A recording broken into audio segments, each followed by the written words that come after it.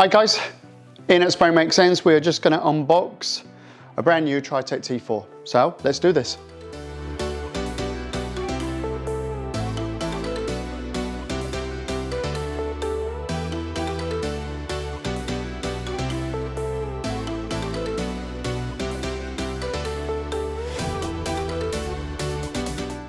Right, so we've unboxed everything, so we'll go through each individual component.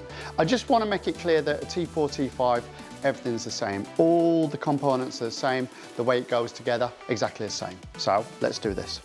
Let's start with the important part, instruction manual, the card. If you're not sure about the safety side of the machine, obviously head over to Painttech Academy, online courses, safe operations of an airless sprayer. We'll walk you through all the safety aspects. The machine.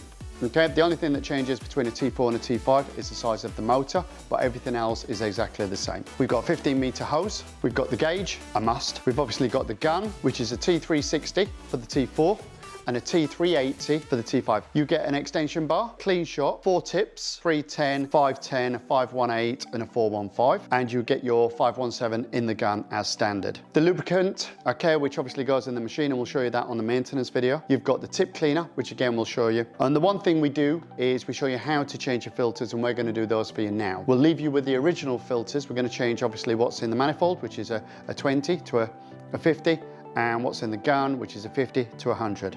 So the only thing that you're going to need additional to that is a few tools. 2 spanners, 19 and 18 mil, an adjustable spanner, an adjustable wrench. Let's do this.